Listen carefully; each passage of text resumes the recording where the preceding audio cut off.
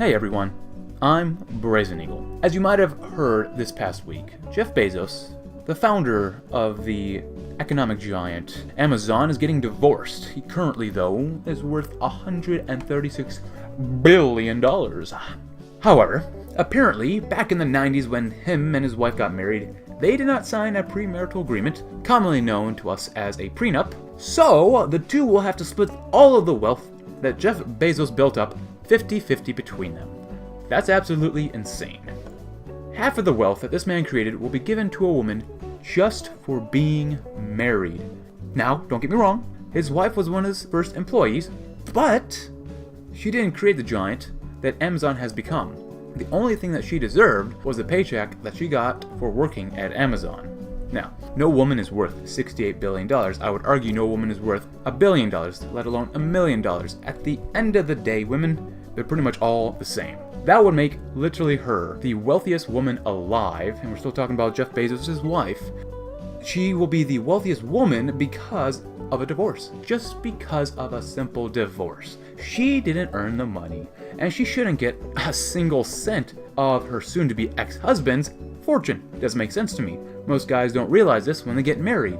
If you get divorced, usually at least half of all your stuff will be given to the woman. But with Jeff Bezos' divorce still fresh in everyone's mind, I'm going to lay some divorce statistics on you. Almost half of all marriages end in divorce. Now, if you've never heard that before, I'd be very, very surprised. I've heard this ever since high school, and pretty much everyone I know has heard this before, so that's not, something new.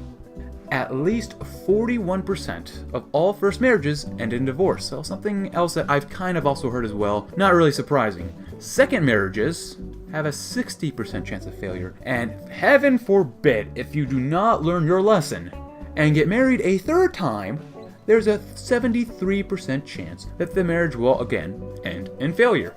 That's nuts. That's a little crazy, don't you think? Those odds of failure are just way too high to enter a legal, binding contract. However, odds are, if you are married, your marriage will last about 8 years. And within those 8 years, you will probably have at least one child, maybe two, maybe three. Maybe you're really busy with your wife and you end up having 4, 5, 6 children. Go figure. If you're a guy and get divorced though, you will most likely pay some form of alimony and child support, of course, if you have a child. The amount of money that a man must pay in alimony, also known as spousal support now, is different between states.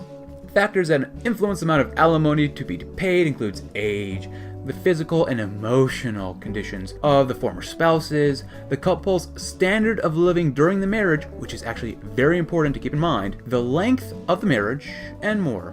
Child support, on the other hand, has 3 different models on how much a person has to pay to the former spouse, which I won't go into really any detail. Basically, the person who makes the most money will end up paying child support to the other.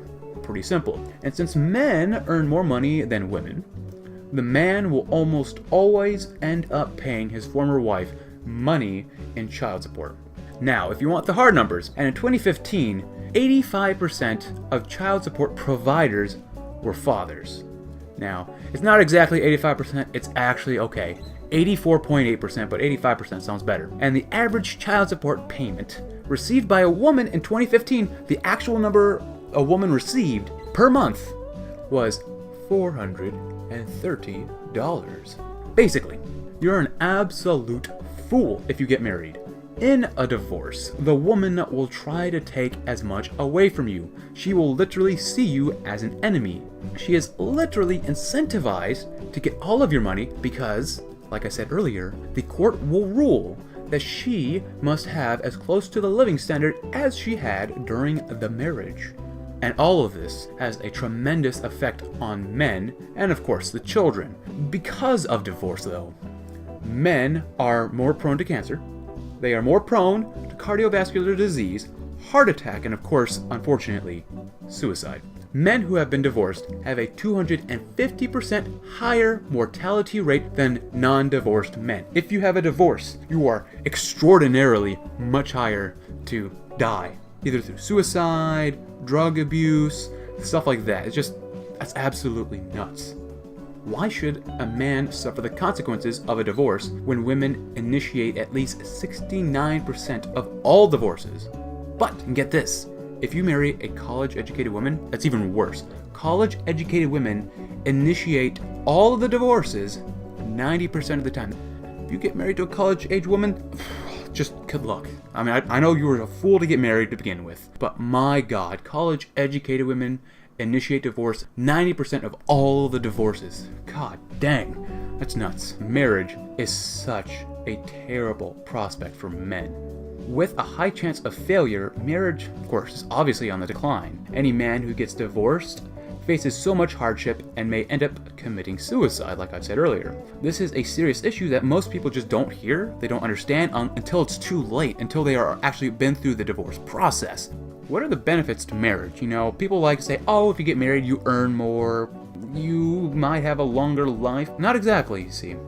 Just because you may earn more doesn't mean you actually see more money. All that money just goes straight out to your wife, to the bills, to the children. You basically, in marriage, you don't get to keep that money. It goes immediately out to something else. Yes, you earn more, but you spend way more in a family. Now, for a more personal experience, you know, I'm not gonna dox myself, but I'm not a child.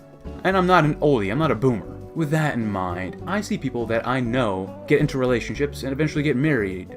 You know, I see this on Facebook all the time. I question though, why are these men doing this? Do they not know that the statistics and the potential effects of a marriage going south? I mean, it's like, I want to tell these guys, what's going on, man? Like, do you realize how terrible this could be for you? It is just idiotic at this point. Most young guys think that bad things won't happen to them. They believe that they are invincible. That's the one thing my father taught me, that, you know, all young people think that they're invincible, that nothing bad will ever happen to them. And you know what? I'm glad my father taught me that, just because it's so resounding in young people that, oh, you know, something bad won't happen to me. It'll happen to someone else, but it will never happen to me. I won't get divorced. My woman's different. You know, getting married today, it's so ingrained in our culture that people don't question why they should do it. They just say, oh, that's a milestone in my life that I have got to do. It's just, why? Don't you see the problems with this? What are the benefits? Like I said earlier, there's like almost none. You may have kids that are biologically yours, not always. It's just men don't understand the risks that they are taking and the female nature that could ultimately drive them to suicide. It all comes down to female nature, my gosh. No one ever teaches men about the harshness, the cruelty of female nature. No one really talks about this, except for a couple guys on the internet. So, to my fellow men, please remain single if you can. I don't want to see any of my fellow Western men suffer from the hands of the family courts and the legal system. They are working against you. These are institutions that have to be reformed, just like voting privileges I've talked about before. And to further that idea, we need support systems for men. Men have to rely on each other because they cannot rely on women. Women, I wouldn't call an enemy, but they are a potential adversary in a man's life. This is why I personally have opened myself up to understand my fellow man better. You know, I used to give men a hard time sometimes for what they liked, you know, sometimes just being a guy. But I've kind of come around to understand, you know what, they may like that. And that's totally okay. They might like this one thing. I think it's kind of weird, but you know what, that's okay. I try to support the men I come across in my life, because at the end of the day, if we don't support each other, we will all fall against women, their terrible choices, and of course, don't get me wrong, they're white knights, those other men that promote women so terribly on a pedestal that are ruining our civilization. It's not only just women, it's also men. But please leave your responses in the comment section below. Thank you very much for watching. I'm Brazen Eagle, and I hope you will have a great day. Thank you.